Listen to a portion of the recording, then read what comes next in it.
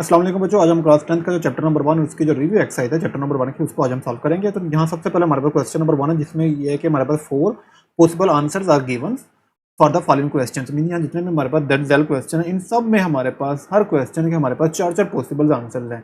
वो कह रहा है चूज द करेक्ट आंसर, और इन आंसर में जो सबसे करेक्ट आंसर होगा आपने उसको चूज करना है।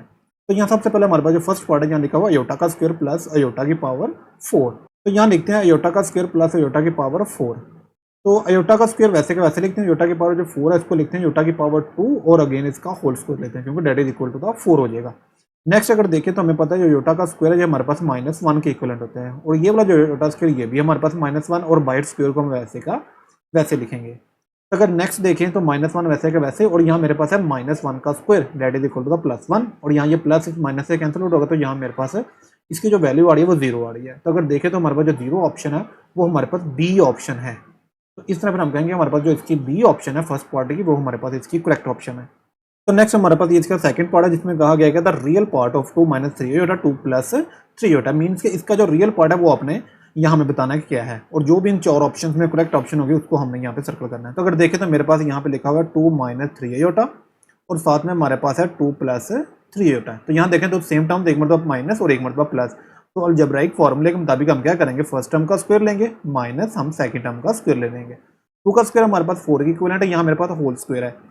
तो बच्चों 3 का स्क्वायर लेंगे तो 9, साथ में योटा का स्क्वायर वैसे का वैसे ही, यहाँ 4 लगाते हैं -9 लगाते हैं, योटा का स्क्वायर हमारे पास -1 के बराबर है।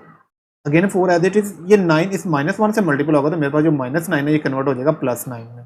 तो 9 + 4 डेट इज इक्वल टू 13। तो इस तरह अगर देखें तो सेकंड पार्ट का जो हमारे पास जो करेक्ट ऑप्शन बन रही है वो हमारे पास डी ऑप्शन बन रही है। तो इस तरह फिर हम कह सकते हैं सेकंड पार्ट की जो करेक्ट ऑप्शन है वो हमारे पास फिर डी होगी।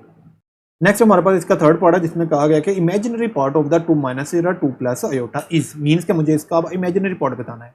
तो यहाँ लिखते हैं 2 - अयोटा, साथ में मेरे पास है 2 + अयोटा। तो अगेन हमारे पास ये जो ब्रेक फॉर्म है जिसमें दो सेम टर्म माइनस और वही दो सेम टर्म हमारे पास यहाँ पे प्लस हो रही हैं।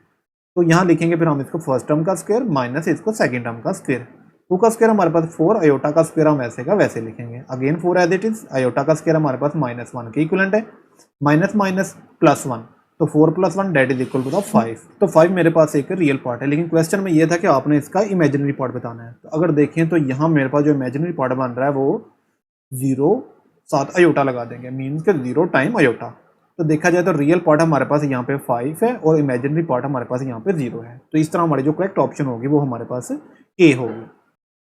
नेक्स्ट हमारे पास इसी क्वेश्चन का फोर्थ पार्ट है, कह रहा है x + iota y will be the pure imaginary number when. Means के हमारे पास ये जो कॉम्प्लेक्स नंबर है कह रहा है कब ये हमारे पास प्योरली इमेजिनरी नंबर होगा, और नीचे डिफरेंट ऑप्शंस गिवन है। तो अगर देखें तो यहाँ मेरे पास x + अयोटा y ये एक कॉम्प्लेक्स नंबर है, इस कॉम्प्लेक्स नंबर को मुझे बनाना है प्योर इमेजिनरी नंबर। तो कोई भी कॉम्प्लेक्स नंबर उस वक्त हमारे पास प्योरली इमेजिनरी नंबर होगा जब उसमें जो रियल टर्म है वो आपके पास 0 हो जाए। तो अगर देखें तो यहाँ मेरे पास जो रियल टर्म है वो x है, तो अगर मैं x की जगह 0 पुट कर दूं तो यहाँ मेरे पास जस्ट बनेगा अयोटा y। तो ये जो अयोटा y होगा तो हमारे पास ये प्योरली इमेजिनरी नंबर होगा। तो इसका मतलब ये हुआ कि ये कॉम्प्लेक्स नंबर तभी हमारे पास प्योरली इमेजिनरी नंबर होगा जब यहाँ पे आपके पास जो x है वो आपके पास 0 हो जाए। तो इस तरह फिर कह सकते हैं कि फोर्थ पार्ट का जो हमारे पास जो करेक्ट आंसर है वो बी है। नेक्स्ट हमारे पास क्वेश्चन नंबर 1 का फिफ्थ पार्ट है जिसमें कह रहा है कि what is the additive inverse of 5 - 2 iota. Means के 5 - 2 अयोटा का कह रहा है कि एडिटिव इनवर्स बताओ। तो अगर देखें तो अगर आपने किसी भी नंबर का एडिटिव इनवर्स बताना है तो उसका सिंपल सा लॉजिक ये है कि सपोज कर लो आपके पास नंबर एक ए है, मैं कहता हूँ मुझे ए का एडिटिव इनवर्स बताओ। तो ए का सिंपल सा एडिटिव इनवर्स ये होगा कि आपको ये बताना पड़ेगा ए में वो कौन सी वैल्यू है जिसको ऐड करें तो आपके पास आंसर 0 आए। तो डेफिनेटली ए में जब माइनस ए ऐड करेंगे तो हमारे पास आंसर 0 आ जाएगा, क्यों, ये ए इस ए से कैंसिल आउट हो जाएगा। तो इसी तरह अगर देखें तो यहाँ मेरे पास है 5 - 2 अयोटा, तो यहाँ मुझे क्या ऐड करूँ कि मेरे पास यहाँ पे आंसर 0 आ जाए। तो जो चीज़ यहाँ पे मैं ऐड करूँगा वो मेरे पास इसका एडिटिव इनवर्स होगा। तो देखिएगा ये मेरे पास +5 है, +5 को खत्म करने के लिए मुझे चाहिए -5, और यहाँ मेरे पास है -2 अयोटा। तो इस -2 अयोटा को खत्म करने के लिए मुझे चाहिए +2 अयोटा। तो इसका मतलब ये होगा कि ये जो मेरे पास 5 - 2 अयोटा है इसमें अगर मैं -5 + 2 अयोटा ऐड करता हूँ तो मेरे पास आंसर 0 आता है। तो इसका मतलब ये होगा फिर हमारे पास ये जो नंबर है -5 + 2 अयोटा ये हमारे पास फिर इसका एडिटिव इनवर्स होगा। तो अगर देखें तो -5 + 2 अयोटा मेरे पास ये डी ऑप्शन है, तो लिहाजा फिर हमारे पास जो करेक्ट ऑप्शन होगी वो हमारे पास डी ऑप्शन होगी।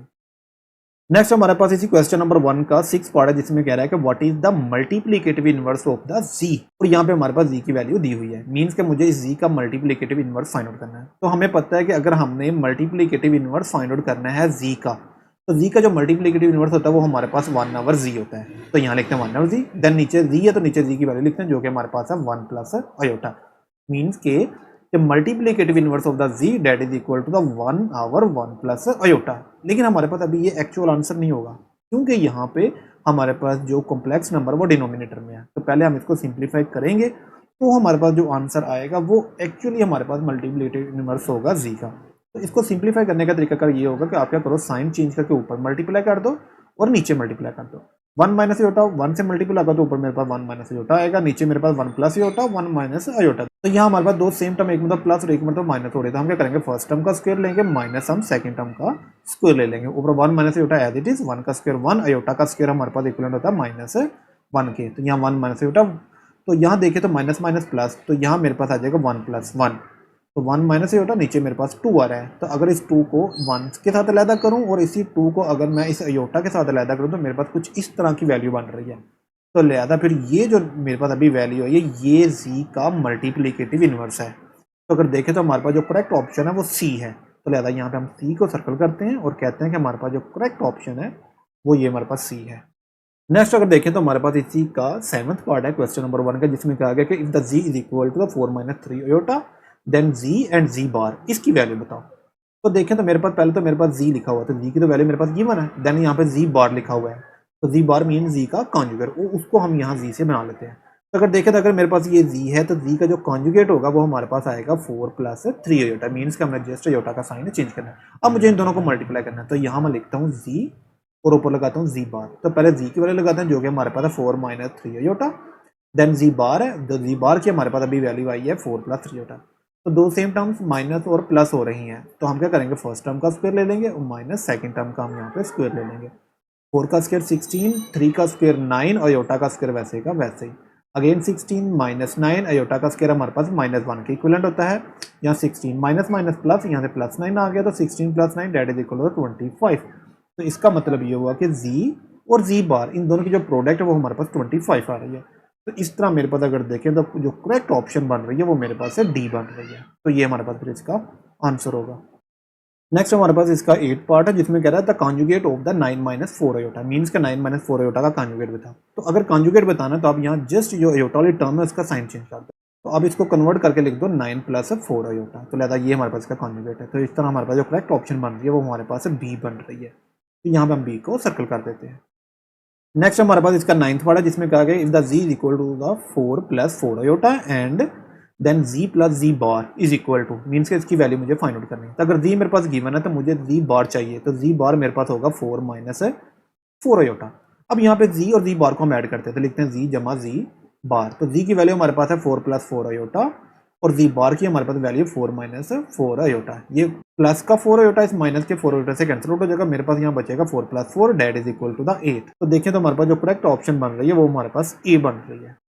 तो नेक्स्ट हमारे पास ये इसका 10th पार्ट है जिसमें लिखा गया है if the z is equal to the 5 plus 4 iota then the z का mod is equal to, mean के मुझे z के मॉड की वैल्यू बतानी है।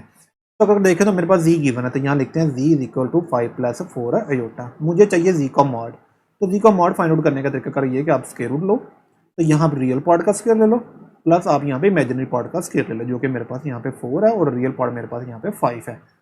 अगर देखें तो मेरे पास जो 5 का स्क्वायर है वो आता है 25, 4 का स्क्वायर आता है 16। अगर इन दोनों को ऐड करें तो हमारे पास यहाँ पे बनता है 41। तो इस तरह फिर मेरे पास जो z मॉड की जो वैल्यू आ रही है वो अंडर रूट 41 बन रही है। तो इस तरह मेरे पास फिर करेक्ट ऑप्शन जो बनेगी वो मेरे पास यहाँ पे डी ऑप्शन है, जो कि मेरे पास यहाँ पे करेक्ट ऑप्शन है। तो ये था हमारा आज का लेक्चर। तो अगर वीडियो पसंद है तो चैनल को सब्सक्राइब, वीडियो को लाइक और बेल आइकन के बटन को प्रेस कीजिएगा।